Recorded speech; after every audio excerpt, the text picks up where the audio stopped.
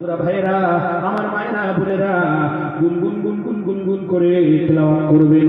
আল্লাহর নবী বাইহাকী শরীফের হাদিসে বললেন, মৃত ব্যক্তির পাশে যদি সূরা ইয়াসিন শরীফ পড়া হয়, সূরা রহমান পড়া হয়, সূরা রাআদ পড়া হয়, সূরা মুলক পড়া হয়, সূরা ওয়াকিয়া পড়া হয়, সূরা হামিম সাজদা পড়া হয়, আল্লাহর হাবিব বললেন ওই মৃত ব্যক্তির মওতটা আসারের সঙ্গে হয়।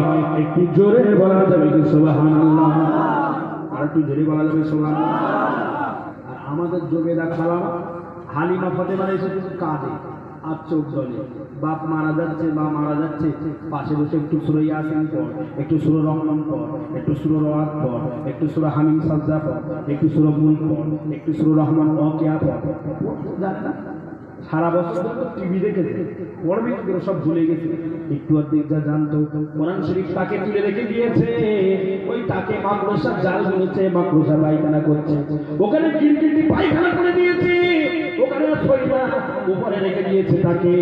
জুবেদা হালিমা ফাতেমা কারিমা আয়েশা খাদিজারা কোরআন সম্মান করে উপরে রেখে দিয়েছে। কোরআন আর পড়ে না, কিন্তু কোরআন তেলাওয়াত করতে হবে।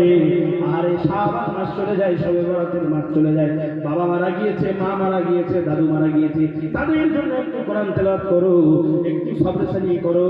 আল্লাহ পাক রব্বুল আলামিন কোরআনের বদৌলতে তোমার বাবা মার কবরের আযাবটা লাঘব করে দিয়ে আল্লাহ বাবা মায়ের কবরটাকে জান্নাতুল ফেরদাউস নসিব বানিয়ে দেন। একটু জোরে বলুন সুবহানাল্লাহ। আর ভাইয়েরা বন্ধুরা, মারা গেলে নবীজি বললেন তাদের মাথার পাশে বসে বসে বাবা মারা যাচ্ছে, মেয়েরা বাবা মারা যাচ্ছে, বৌমারা তোমরা ঝগড়াঝাটি করিও না, বাবার সম্পত্তি নিয়ে তোমরা গ্যাসগুস করিও না, নিজেদের মধ্যে তোমরা অহেতুক কথাবার্তা বলিও না। কারণ মৃত ব্যক্তি যখন মারা যায় কষ্ট পায়, সেই সময় লাশের পাশে বসে কোরআন তেলাওয়াত করো।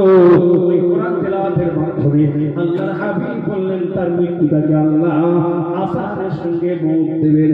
একটু জোরে বলুন সুবহানাল্লাহ। আমার ভাইরা বন্ধুরা, বিশ্বনবী প্রিয় নবী সাল্লাল্লাহু আলাইহি ওয়াসাল্লাম আবু বকরকে জিজ্ঞাসা করলেন, ওই আবু বকরের খবর বলো। আবু বকর বললেন, ইয়া রাসূলুল্লাহ, ইয়া হাবিবাল্লাহ, হুজুর আপনি বড় শখ দেখে গিয়েছিলেন, আমি আলকামার বাড়িতে গেলাম, না না না না, আলকামার মুখ দিয়ে কলেমা উচ্চারণ হচ্ছে না, এত চেষ্টা করা সত্ত্বেও আলকামা মুখ দিয়ে কলেমা শরীফ পড়ছে না। বিশ্বনবী এবার হযরত ওমরকে পাঠালেন। ওমর একটু রাগী, ওমরকে দেখলে অনেক মানুষ ভয় পায়, শয়তান পর্যন্ত ওমরকে দেখলে ভয় পায়। বিশ্বনবী বললেন, আনা খাতাবান নবিয়্যি, আনা খাতাবান নবিয়্যি লা বা'দি ওয়া রাসূলি, আমি নবী শেষ নবী, আমি রাসূল শেষ নবী, আমার পরে কোন রাসূল নবী আসবে না। যদি কোন রাসূল নবী আসবে, লাকিন্না ওমর ওমর নবী হিসেবে আসবে। আল্লাহ পাক রব্বুল আলামিন ওমরের